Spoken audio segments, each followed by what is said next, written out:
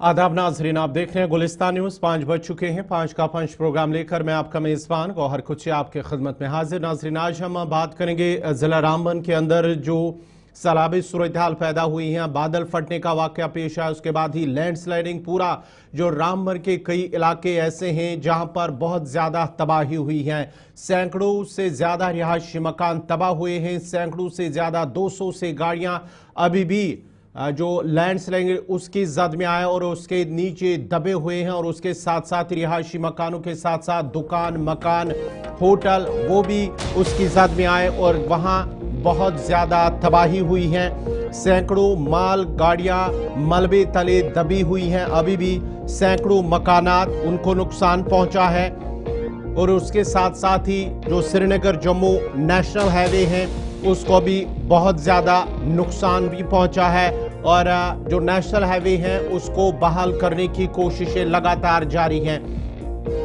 आज भी वहां पर जो है राहत और बचाव का काम जारी रहा, मलबा हटाने का काम जारी आज दिन भर भी रहा है, और ये माना जाता है कि अभी भी कुछ वक्त लगेगा।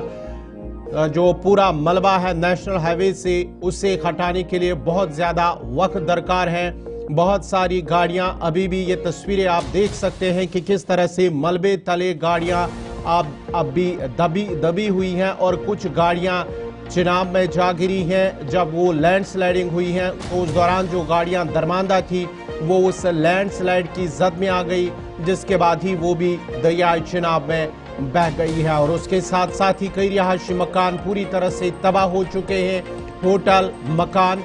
और उसके साथ साथ ही जब एक बादल फटने का वाकया पेश आया है जिसमें 3 लोगों की मौत हुई है, लेकिन उसके बाद ही जो लैंडस्लाइडिंग की जद में अगरचे कोई जानी नुकसान नहीं हुआ है, लेकिन जो माली नुकसान है वो बहुत ज्यादा हुआ है।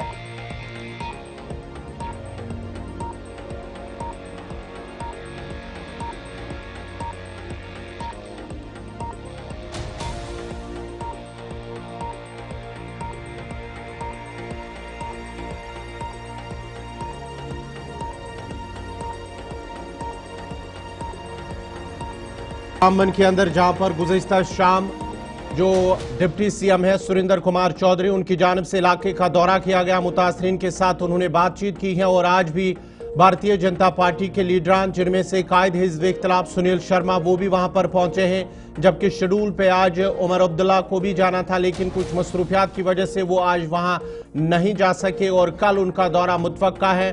और उसके साथ साथ ही दीगर जो सियासी लीडरान हैं वो आज उन्होंने रामबन का दौरा किया और मुतासरा इलाकों पर जाकर मुतासरीन के साथ उन्होंने बातचीत की है और हर मुमकिन ताउन का यकीन दहानी की है। और उसके साथ साथ ही वहां पर जम्मू कश्मीर पुलिस, फौज और दीगर रजाकार जो तंजीमें हैं वो भी इलाके के अंदर मौजूद हैं, और वो भी वहां पर जो मुतासरीन हैं उनकी मदद के लिए वो उनके साथ साथ अभी भी खड़े हैं। लेकिन दूसरी तरफ से आप ये तस्वीरें देख सकते हैं कि जो लोग हैं जिन्हें जो नेशनल जो हाईवे पर सफ़र कर रहे थे, जो फंसे थे, जो दरमांदा हो गए थे, वो अब पैदल सफ़र करने पर मजबूर हो गए हैं।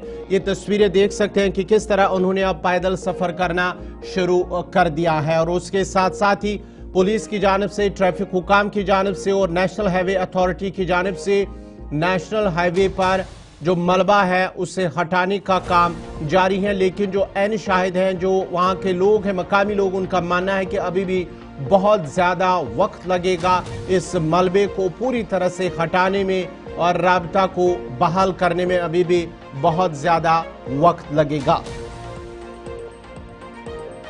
मौजूदा सूरत हाल किस तरह की है रामबन के अंदर, तफसीलात के लिए सीधा अपने नुमाइंदे नदीम इकबाल के पास चलते हैं। नदीम, जरा अपडेट कीजिएगा, क्या कुछ तफसीलात हैं रामबन के अंदर, जिस तरह से सूरत हाल बनी हुई है, अभी भी शाहरा बंद पड़ा है, बहाली का काम जारी है, और जो नुकसान हुआ है बहुत ज्यादा नुकसान की इत्तलात मौसूल हो रही है, क्या कुछ अपडेट है? जी बिल्कुल गौहर साहब, इस वक्त अगर हम रामबन के अंदर हम देखें बारिश और जो स्लश की वजह से रामबन के अंदर सूरत हाल काफी खराब है। और सूरत हाल इस तरह के है कि इस वक्त भी हम देख रहे हैं कि बारिश का सिलसिला लगातार जारी है, और बारिश का सिलसिला जारी होने की वजह से परेशानियां देख रहे हैं। और परेशानी इस वक्त यहाँ पर इतनी ज्यादा है कि लोग अपने घरों से बाहर तो हैं, लेकिन लोगों का ये कहना है कि इंतजामिया की तरफ से हमारी कोई इमदाद नहीं की जा रही है। और ऐसे में अगर जहां मलबा नदी नालों में भर चुका है और पानी अब लोगों के घरों की तरफ आ रहा है, और ऐसे में अगर इंतजामिया इन लोगों की मदद ना करे तो लोग परेशानी के हाल में, रेस्टोरेशन वर्क चल रहा है, लेकिन लोगों का कहना है कि जो भी हमारे पास पॉलिटिकल लीडर्स हैं या फिर एडमिनिस्ट्रेटर्स हैं, जो भी आ रहे हैं, वो सिर्फ हाईवे पर चल रहे हैं और फोटो शूट के बाद वो अपने अपने जो है दफातरों का रुख करते हैं, जम्मू या श्रीनगर का रुख कर रहे हैं। लोगों का ये कहना है कि जिन इलाकों में इस वक्त मलबा है, जिन नदी नालों में मलबा है, जिन लोगों के घरों में मलबा आया हुआ है, पानी दाखिल हुआ है, उसे बाहर निकालने की कोई जो है इमदाद हमें नहीं मिल रही है। हालांकि एडमिनिस्ट्रेशन ने कहा तो जरूर कि हमने जो है इन लोगों को वहां से अकोमोडेट किया है, लेकिन उन लोगों के न खाने पीने के इंतजाम किए हैं, ना उन लोगों को कहीं अकोमोडेट किया गया है, ऐसा उन लोगों का कहना है जो विक्टिम्स है। तो इसको लेकर कहीं ना कहीं हम कहें कि सरकारी जो लीडर्स हैं, जो पॉलिटिकल लीडर्स हैं, चाहे वो डिप्टी सीएम कल आए, लेकिन आज ड्यूकॉम भी आए, वो तमाम लोग यहाँ पर आए तो जरूर है, लेकिन लोगों का कहना है कि हमारी कोई इमदाद हुई नहीं है, उनके आने से हमें कोई फर्क नहीं पड़ता। अगर फर्क पड़ता हमारे लिए इकदाम किए जाते हैं। जिन गलियों में, जिन जगहों पे जहां रोड कनेक्टिविटी नहीं है, वहां से मलबे को लाकर कहां फेंका जाए, क्योंकि नदी नाले तो जो है पूरी तरह से भर। और कई जगह ऐसी हैं जहां पर लोग अभी भी जो है आज खुद अपनी मदद कर रहे हैं। और मैं अभी जो जदीद जामे मस्जिद रामन है, वहां पर देखा कि लोग खुद से मस्जिद का दरवाजा खोल रहे हैं, जहां मस्जिद का दरवाजा बंद हुआ है पूरी तरह से। और वहां कल फजर की अजान हुई, लेकिन अभी तक वहां पर दोबारा अजान नहीं हो पाई है। और अजान न होने की वजह क्योंकि मस्जिद के अंदर दाखिल हुआ और दरवाजा जो है पूरी तरह से बंद हो चुका था, जिसके सामने बहुत ज्यादा मलबा है। उसके साथ कैफेटेरिया रामबन की अगर हम बात करें मस्जिद मोहल्ला में, तो वहां पे घर के अंदर भी मलबा दाखिल हुआ है। इसी तरह से वार्ड नंबर 4 रामबन क्या है, वहां पर भी एक नाले में जो है पानी का उफान ज्यादा बढ़ गया, पानी जो है मलबे को अपने साथ लेकर आया और लोगों के घरों में दाखिल हुआ है। जहां लोग परेशानी के आलम में और लोग शिकायत कर रहे हैं कि जनाब हमारे पास अभी तक कोई पहुंचा नहीं है, हमारे लिए कोई इंतजाम किए नहीं गए हैं, हम अपने रिश्तेदारों के घर में, पड़ोसियों के घरों में, और जिनका यहाँ पर कोई रिश्तेदार या पड़ोसी नहीं है, वो खुले आसमान तले जिंदगी बसर कर रहे हैं। तो ऐसे में एडमिनिस्ट्रेशन एक और चीज जानना चाहूंगा, अगर हम नेशनल हाईवे की बात करेंगे, कब तक नेशनल हाईवे बहाल होगा? ट्रैफिक का कोई हवाले से अगर हम बात करेंगे, इसको थ्रू किया जाएगा, कितना वक्त लग सकता है उसमें? बिल्कुल, देखिए गौहर, इसमें दो अलग अलग स्टेटमेंट्स आए हैं। जहां हम एसएसपी रामबन बात करें तो उन्होंने कहा कि आज शाम तक हम जो है गाड़ियों को हाईवे पर चला देंगे, सिंगल वे बनाकर जो भी स्टैंडर्ड व्हीकल्स हैं उन्हें आगे बढ़ने की इजाजत देंगे। लेकिन वहीं दूसरी तरफ अगर हम पीडीएनएचआई की बात करें तो उनके मुताबिक लगभग हफ्ते का टाइम लग सकता है इस रोड को रेस्टोर करने में। तो ये दो अलग अलग स्टेटमेंट है। अब किस तरह से एडमिनिस्ट्रेशन इसको मॉनिटर कर रही है और किस तरह से उस रोड को रेस्टोर करेंगे, किस तरह से इस पर गाड़ियां चलाएंगे, ये तो अभी कहना का बालस वक्त होगा। लेकिन फिलहाल रेस्टोरेशन का काम चल रहा है। हालांकि आज की डेट में सीएम उमर अब्दुल्ला का भी यहाँ पर विजिट था, लेकिन वो जो है नहीं हो पाया है क्योंकि मौसम के हालात बदल चुके हैं। इस वक्त बारिशों का सिलसिला फिर से शुरू हुआ है। तो ऐसे में हम कहें कि रोड रेस्टोरेशन का काम, लेकिन दूसरी तरफ नदीम एक चीज और, जिस तरह से मौसम की आपने बात की है, अगर मौसम फिर से खराब हुआ खुदा ना खास्ता, तो किस तरह के हालात बनेंगे? क्या इस तरह की सूरत हाल होने की आशंका है? बिल्कुल, देखिए जिस तरह से हमने कल सुबह 4-5 घंटे में जो तबाह कुन जो सैलाब रामबन के अंदर देखा है, जो हमने मंजर देखा है, और अगर ऐसी बारिश दोबारा से होती है तो जाहिर सी बात है परेशानियां बढ़ सकती हैं और हालात जो है बद से बदतरीन हो सकते हैं। लेकिन फिलहाल इस पर महकमा मौसमियात की इस तरह की कोई पेशन गोई है नहीं कि फ्लैश फ्लड्स दोबारा से आ सकते हैं। क्योंकि हम देखें अगर फ्लैश फ्लड इस तरह का अगर कुछ हुआ रामबन के अंदर, तो ऐसे मामलात में हम देखें कि चाहे वो कैफेटेरिया रामबन हो, शेरी रामबन हो, जहाँ सड़क पर मलबा है और नदी नाले इस वक्त बंद हो चुके हैं, और नदी नाले जब बंद है तो फिर लोगों की काश्त की जमीन, लोगों के घरों में पानी दाखिल होगा और मजीद हालात बिगड़ सकते हैं। जी गौहर, बहुत बहुत शुक्रिया पूरी तफसीलात फराम करने के लिए। नदीम इकबाल रामबन से जो मौजूदा सूरत हाल है इस वक्त ज़िला रामबन के अंदर, लोग काफ़ी मुश्किलात में हैं और लोगों का मानना है कि इंतज़ामी की जानिब से अगरचे वहाँ पर वो पहुँच रहे हैं, लेकिन उन्हें अभी तक कोई इस तरह की इमदाद नहीं मिल रही है जिसकी वो तवक्का कर रहे हैं। आज इसी मौजू पर हम बात करेंगे कि आखिर जो रामबन के अंदर हुआ है इसका जिम्मेदार असल में कौन है। कुदरती आफत तो ज़रूर है, लेकिन क्या इसमें इंसानी मुदाखलत कितनी जिम्मेदार है? इस पर हमारे साथ जो मेहमान हैं बात करने के लिए हमारे साथ हैं डॉक्टर तौसीफ भट्ट, जो कि माहिर माहौलियात हैं। आपका बहुत बहुत शुक्रिया प्रोग्राम में जुड़ने के लिए। इसके साथ साथ ही मुताहरा देवी ये भी हैं माहिर माहौलियात, आपका भी बहुत बहुत शुक्रिया दोनों को इस प्रोग्राम में जुड़ने के लिए। डॉक्टर साहब, पहले आपके पास ही आऊँगा, आपसे जानना चाहूँगा ये जो हालात रामबन के अंदर बने हैं, डिजास्टर तो सही है, ये इसमें क्या इंसानी मुदाखलत भी उतनी जिम्मेदार है? मेरा मानना है कि हम बार बार चिल्ला चिल्ला के कह रहे हैं कि हम धरती से है, धरती हमसे नहीं है। अगर हम इस चीज को समझेंगे, जितना जल्दी समझ पाएंगे उतना अच्छा है। जब ये 4 लेनिंग हो रही थी, उसके बाद भी उस दौरान भी जो जियोलॉजिस्ट है, माहिरीन है जियोलॉजी के, उन्होंने चिल्ला चिल्ला के कहा था कि अगर हम बेसिकली हमारी धरती का, हमारे मदर अर्थ का अगर हम ख्याल, माहौलियात का ख्याल नहीं करेंगे, और जिस दिन ये माहौलियात, जिस दिन ये नेचर हमारे से बात करना स्टार्ट करेगा, तो रामबन जैसी जगहों, रामबन खाली एक जगह नहीं है, बहुत सारी जगहें ऐसे हैं। आप देखिए अभी भी जो एक प्रपोजल चल रहा है कि खिव के जो पहाड़ हैं, जो घने जंगल है, उनके बीच में से पहलगाम की तरफ एक रोड जा रहा है। मुझे लगता है कि सरकार के लिए ये एक कहते हैं ना वो पेज इन द बुक, उनके लिए एक एग्जाम्पल है कि जब भी आप फिडल करेंगे, जब भी आप छेड़खानी करेंगे धरती के साथ, जब भी आप छेड़खानी करेंगे कुदरत के साथ, तो कुदरत भी आपको उसी हिसाब से जवाब देगी। ये एक मिरर है, मेरे हिसाब से एक आईना है जो एज अ माहौलियात में देखता हूं, और हमारी सरकार को देखनी चाहिए कि अगर आप माहौलियात को बैक बर्नर पे रखेंगे, आप इसको फेस नहीं कर पाएंगे। आज शायद कहीं ना कहीं पे जो रामबन में हुआ बहुत ही बुरा हुआ, हमने वहां पे कुछ जाने खोई, वो भी बहुत बुरा है, लेकिन कहीं ना कहीं पे मुझे लगता है कि एक मिरर है, एक आईना है जो हमें देखना चाहिए। जब भी हम कभी ऐसी कोई प्लानिंग बना रहे हैं कि हम जंगल के बीच में से सड़कें निकाल रहे हैं, हम जंगल काट के, आप 100 पेड़ काट के 200 पेड़ भी अगर लगाएंगे, लेकिन आपको समझना है कि वो 200 पेड़ उस लेवल तक पहुंचने में उनको 50 साल लगेंगे। और उस 50 साल में आप क्या करेंगे, 50 साल में आप कैसे करेंगे? और अगर आपको ये लग रहा है कि आप जी ये सोच रहे हैं कि तरक्की करना सही बात है, कोई तरक्की के खिलाफ नहीं है। कोई आपको ये नहीं बताएगा रोड नहीं बनाए, कोई ये नहीं बताएगा आप फ्लाईओवर ना बनाए, कोई ये नहीं बताएगा आपको कि आप कोई तरक्की याफ्ता कोई प्रोजेक्ट ना करें। लेकिन हमें ख्याल रखना पड़ेगा कि हम अपने इस धरती को नुकसान ना पहुंचाए जो बियॉन्ड रिपेयर है। क्योंकि मुझे लगता है कि आज कश्मीर में हम उस जगह पे पहुंच गए हैं जहां पे, जिसको हम कहते हैं व्हाट इज कॉल्ड है, जिसको कहते हैं नो पॉइंट ऑफ रिटर्न। हम हर जगह पे तहस नहस सब कुछ कर रहे हैं, कहीं होटलें बना रहे हैं, कहीं हम देखिए पहलगाम की आप एग्जांपल ले लीजिए, जहां पे आपने अनबेटेड परमिशन दे दिए, बिल्कुल उस नदी के ऊपर आपने 200-250 होटलों को परमिशन दे दिया।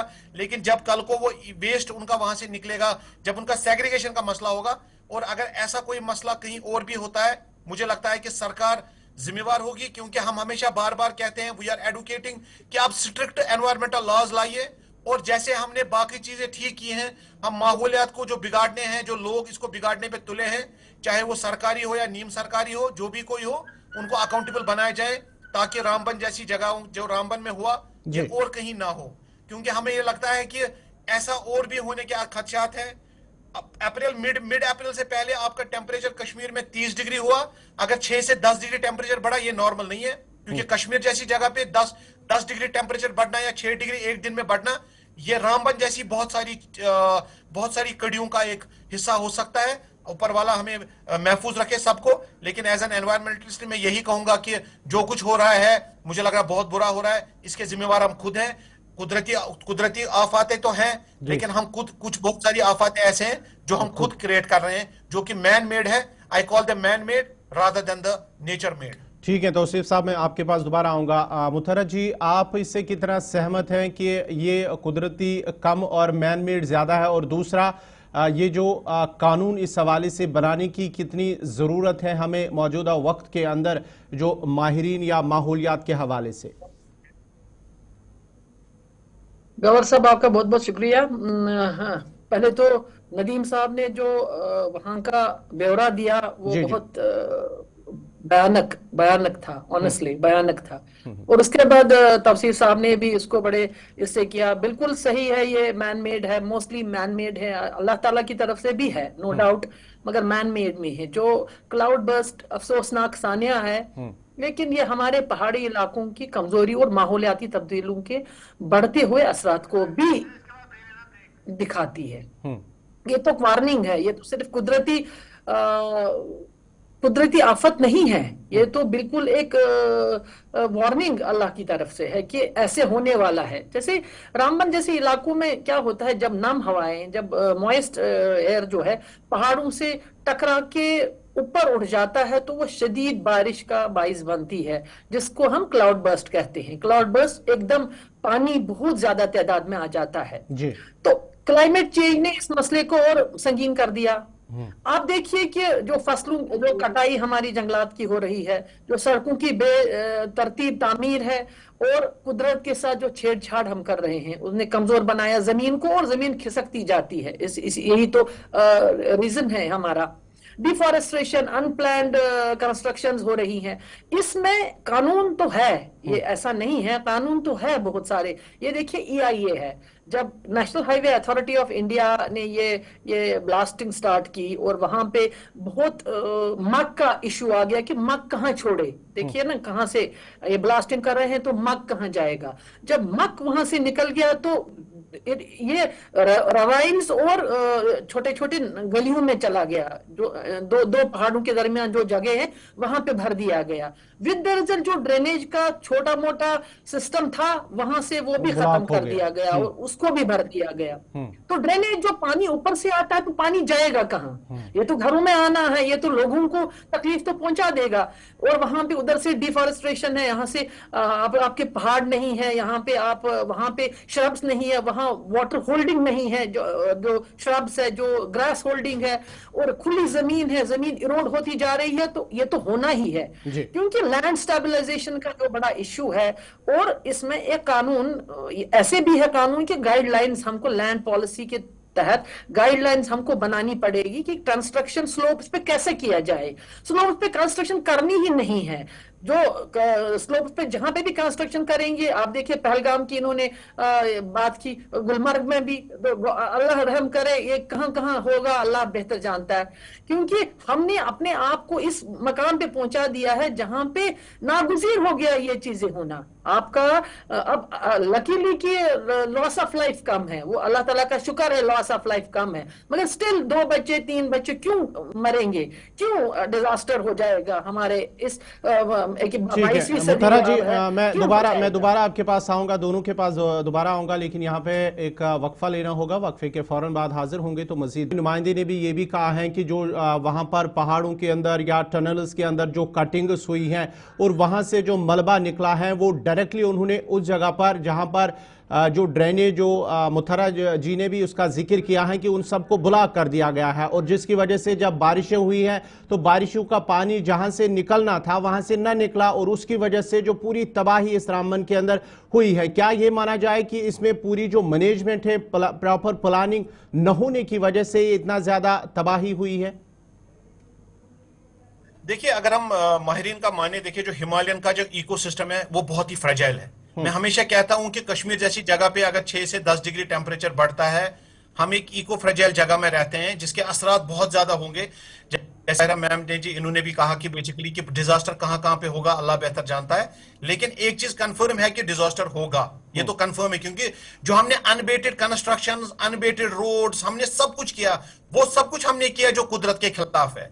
हमारे पास, हम उस थ्रेशोल्ड पे हैं, मुझे लगता है कि हम उस थ्रेशोल्ड पे पहुंच गए हैं जहां पे एक टाइम ऐसा आएगा जहां पे कोई टेक्नोलॉजी होने के बावजूद भी हम उसको रेस्टोर नहीं कर पाएंगे। हम उस लेवल पे आ गए हैं, हम उस पॉइंट पे आ गए हैं जहां पे हमें लग रहा है कि जो ये क्रैक्स हो गए हैं, क्योंकि कभी कभार क्या होता है, जो क्रैक्स होते हैं वो बहुत ही वाइड हो जाते हैं। जब आप क्रैक्स होते हैं, बहुत वाइड हो जाते हैं, they get beyond the repair, वो रिपेयर के बियॉन्ड हो जाते हैं। आप देखिए जो रामबन का मसला है, ये कल परसों में खत्म हो जाएगा, इसके जो स्कार्स हैं वो खत्म हो जाएंगे। लेकिन क्या ये हमारे कॉन्शियंस में रहेगा? अगर किसी ऑफिसर की या कोई भी हाईवे अथॉरिटी ऑफ इंडिया की जो ऑफिसर से अगर उनकी गलती है, क्या उनको अकाउंटेबल ठहराया जाएगा? कि एक हेडलाइन बना के, एक हेडलाइन जो आजकल बनी हुई है रामबन के बारे में, हर घर में इसकी बात हो रही है, क्या एक हेडलाइन बना के आप उसको भूल जाएंगे? क्वेश्चन वही है, क्या हम हेडलाइन बना के इसको 4 दिन में भूल जाएंगे? क्या ये खाली एक स्कार जो मिट जाएगा? क्योंकि अगर ये कोई जख्म है ये भर जाएगा, लेकिन जो हमारे कंसर्न, जो हमारे जमीरों पे जख्म लगे हुए हैं, क्या वो भर जाएंगे? क्या सरकार इसको सीरियस लेगी? अगर वो कहीं पे भी पहाड़ के बीच में, नदी के बीच में रोड बनाना चाहते हैं, क्या इसके बारे में फिर से एक बार रिव्यू होगा?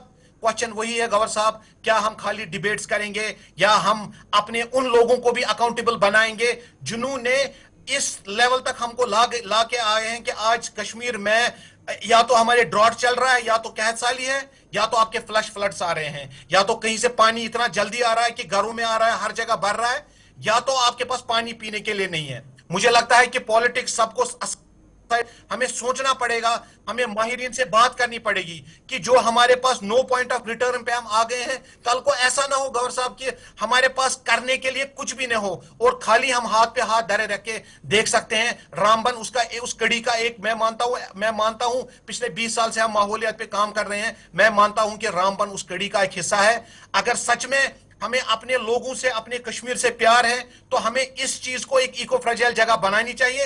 इसके ऊपर जितनी भी पॉलिसीज है उनको रिविजिट करना चाहिए ताकि हम उस पॉइंट ऑफ रिटर्न पे ना रहे कि जहां पे शायद पीछे मुड़ना हमारे लिए बहुत ज्यादा मुश्किल हो जाए। तौसीफ साहब, जहां आपने जिक्र किया है कि रामबन जैसे हालात को रिपीट न करने के हवाले से बात की आपने, जिस तरह से अब जो प्रॉपर प्लान बन रहा है, मंसूबा बन रहा है, जो पहलगाम और जो त्राल से जो रास्ते की बात की जा रही है, क्या इस हवाले से भी हमें सरकार को आगाह करना या सरकार को भी देखना है कि हमें एक बड़े डिजास्टर से बचने के लिए इस मंसूब का जो प्लान है उसको तर्क करना, इसको छोड़ना चाहिए?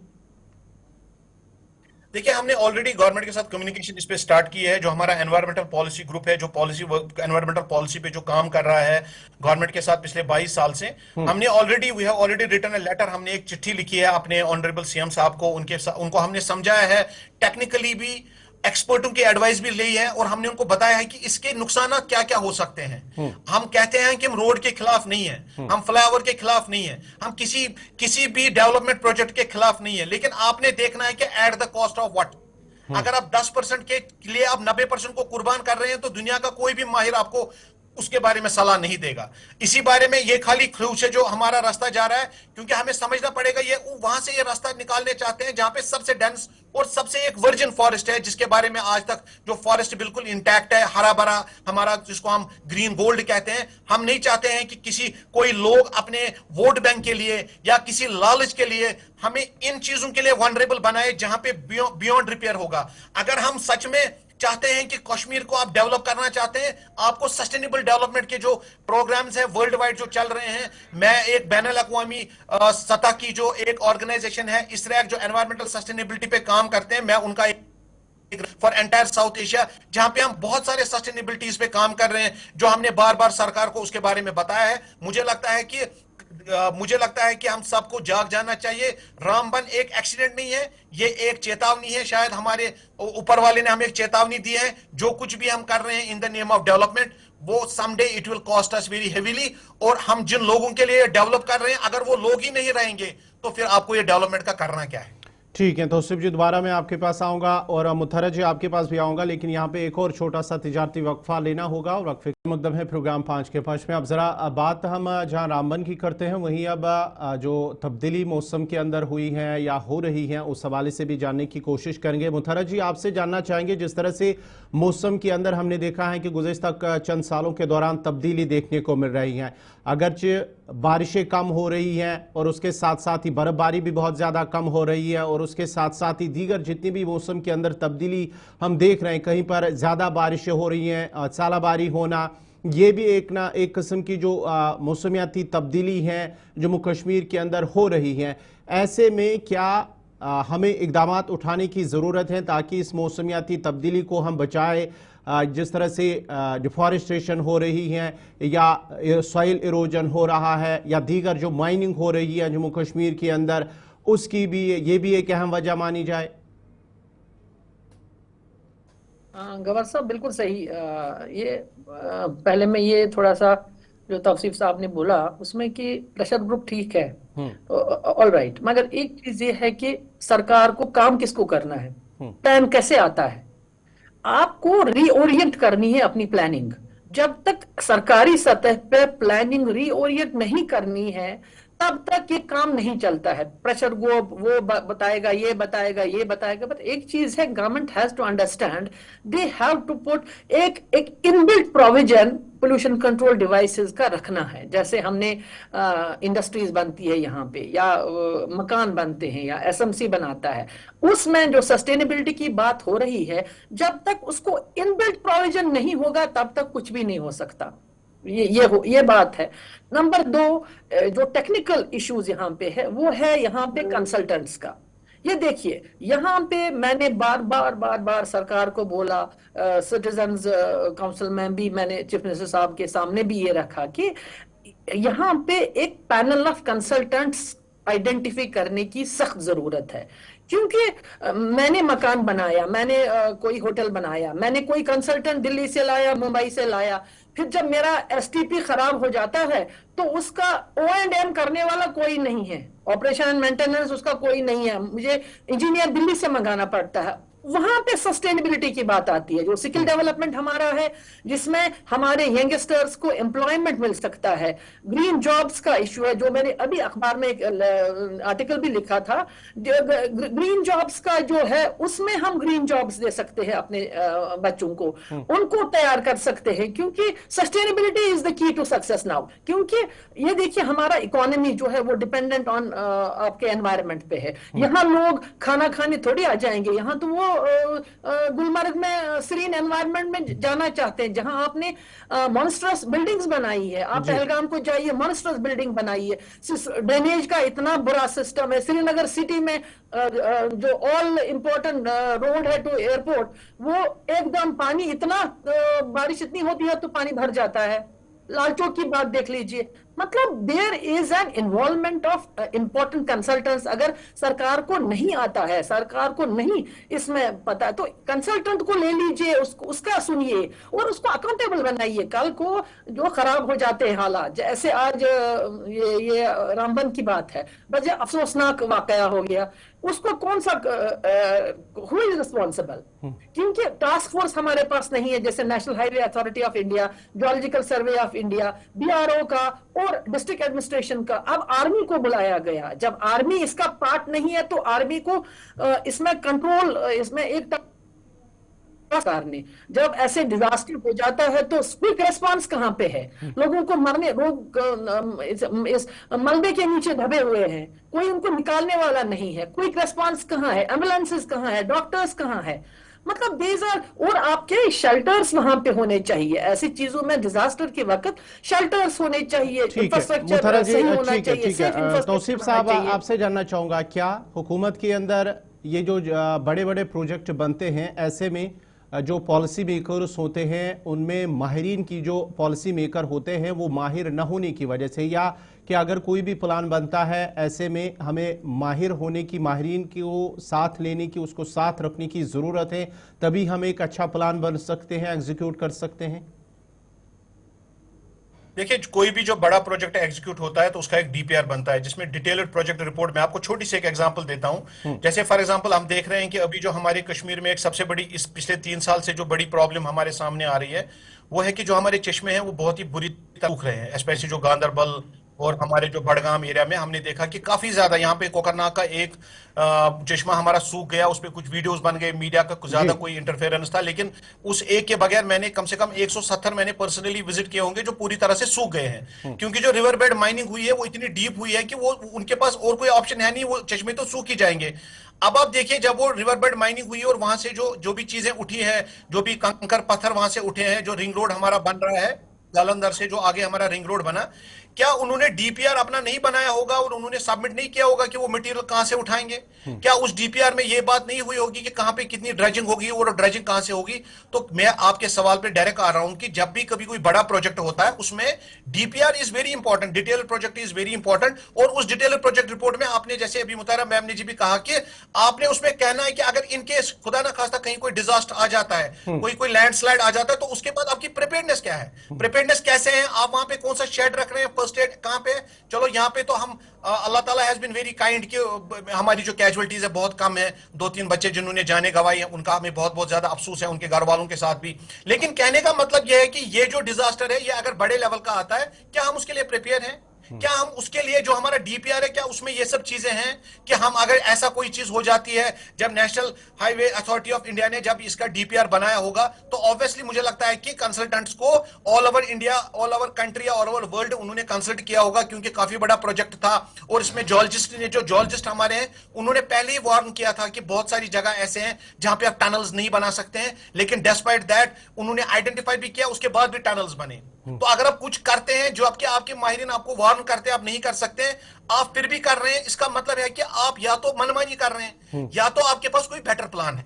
अगर आपके पास कोई बेटर प्लान है तो मुझे लगता है कि आज आपको उस बेटर प्लान के साथ सामने आना चाहिए और लोगों को बताना चाहिए कि अगर ये लैंडस्लाइड वहां पे हुआ, हमारे पास मिनिमम कैजुअलिटी इसलिए हुई क्योंकि हमारे पास प्लान बी भी था, हमारे पास प्लान सी भी था, खाली हम प्लान ए पे काम नहीं कर रहे हैं। तो कहीं ना कहीं पे मुझे लगता है कि जैसे मुताहिरा जी ने भी सही कहा, कंसल्टेंट्स की जहां बात आती है तो जो बाहर के जो जितने भी हमारे कंसल्टेंट्स हैं उनके पास तजुर्बा बहुत होता है, मैं उस पर डिनाई नहीं करता हूं, लेकिन कहीं ना कहीं पे जो हमारे माहिरीन कश्मीर में रहते हैं, जो कश्मीर की इकोलॉजी के साथ, इकोसिस्टम के साथ वाबस्ता है, उसके साथ उनका रहन सहन है, उठना बैठना है, they are the people who understands this better. लेकिन आपने अगर फॉर एग्जांपल आपने कोई बड़ा कंसल्टेंट लाया, ठीक है, लेकिन जो यहाँ के माहिरीन हैं उनको भी ऑन बोर्ड ले लीजिए, उनसे भी आप 10 चीजें ले सकती हैं ताकि हम अपने जो एनवायरमेंट पे है उसको हम बचा सकें। और अगर हमारे पास अभी पता चल रहा है कि वीक वेस्टर्न डिस्टर्बेंसेस है, इरेटिक वेदर पैटर्न्स है, ये सारी चीजें हमें पता है, लेकिन हमें ये नहीं पता चल रहा है कि हम बेसिकली क्या कर रहे हैं और हमें क्या करना चाहिए। जैसे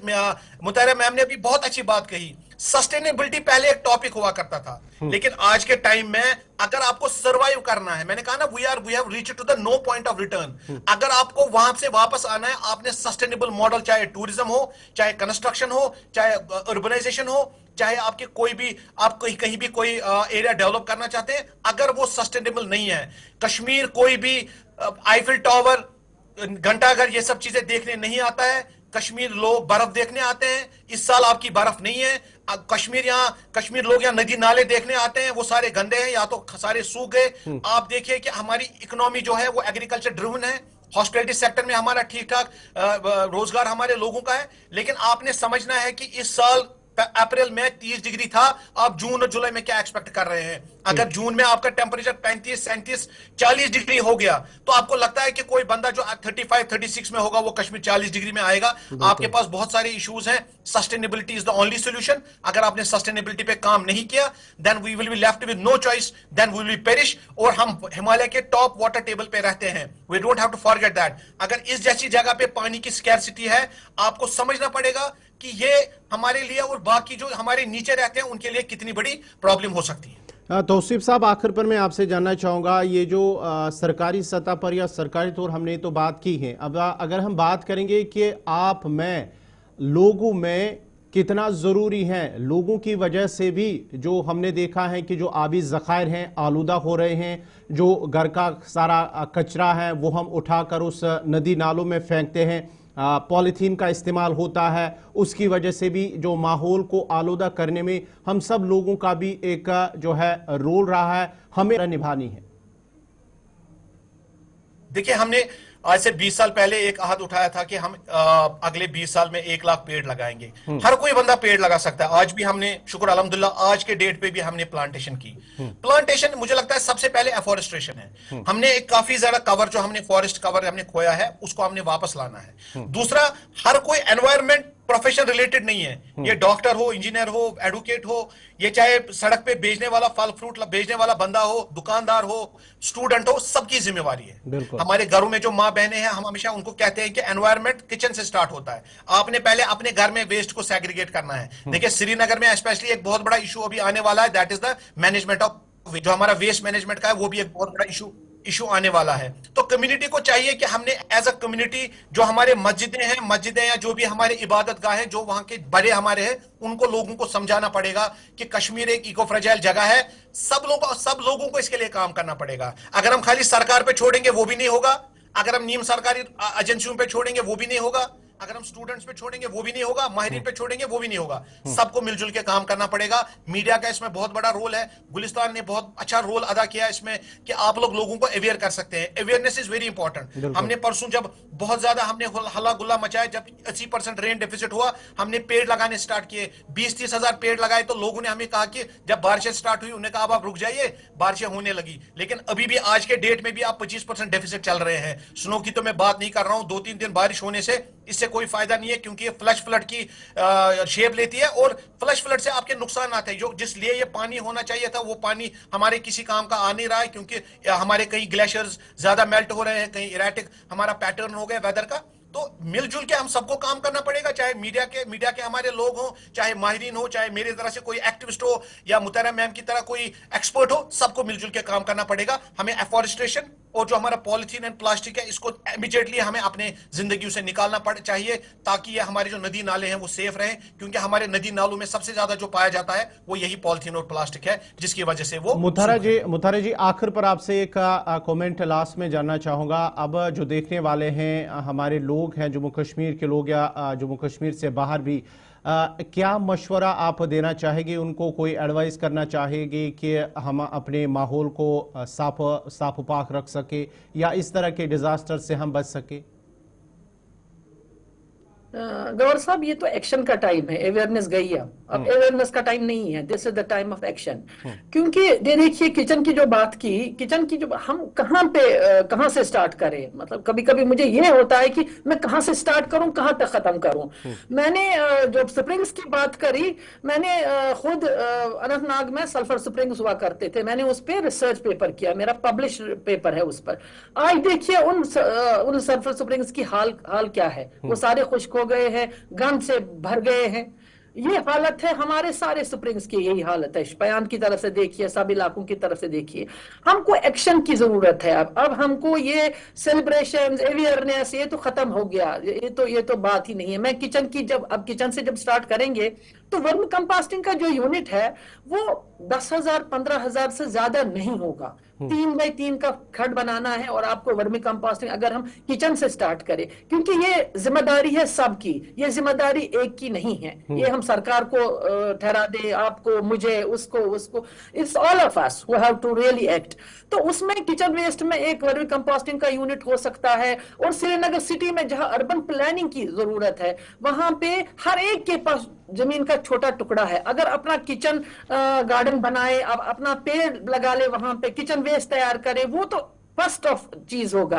और सेकेंडली जो हम polythene is to be avoided, ये तो कॉन्शियस हमारा होना चाहिए। आप देखिए लद्दाख में लोगों ने बहुत हद तक, उनके पास शायद हमसे ज्यादा कॉन्शियस है कि उन्होंने इसको छोड़ा। हम छोड़ नहीं सकते, हम जाते हैं बाहर से फ्रूट लाना हो तो पॉलिथीन बैग में लाते हैं, सुबह रोटी लाते थे सारे लोग बैगों में, अब आज वो जमाना गया, अब कोई बैग लेके नहीं चला जाता है, तो वो पॉलिथीन में लेके आता है। तो polythene is to be avoided, क्योंकि पॉलिथीन ने चोक किया हमारे वाटर बॉडीज को, आपको ड्रिंकिंग वाटर की प्रॉब्लम हो जाएगी this summer, you take it, that drinking water हमारे पास होगा ही नहीं श्रीनगर सिटी में, और इसके सुबर्ब्स में मिलेगा ही नहीं। जो हालत हमारे रिवर बेड माइनिंग से हो गई, जो हमारे बाकी चीजों से हो गई, जहां पे हो रहा है कि प्लानिंग इज टू बी रीओरिएंटेड। मतलब मेरा जो एक्सपीरियंस है इतने साल का, वो है कि प्लानिंग जब तक आप करेंगे एट द प्लानिंग लेवल, तब तक ये कुछ होने वाला नहीं है। इसलिए एवरीबडी हैज टू पे the price later on, God forbid. बहुत बहुत शुक्रिया आप दोनों मेहमानों का। तो डॉक्टर तफसीर साहब आपका भी बहुत बहुत शुक्रिया, और मुथारा देवा जी आपका भी बहुत बहुत शुक्रिया इस प्रोग्राम में जुड़ने के लिए। तो नाजरीन, फिलहाल 5 के इस 5 प्रोग्राम में मेरे साथ इतना ही। आप गुलिस्तान न्यूज़ देखते रहिए। गुलिस्तान न्यूज़ पर खबरों, तज्ज़िये और तबसरों का सिलसिला जारी रहेगा। मुझे दीजिए इजाज़त। अल्लाह हाफ़िज़।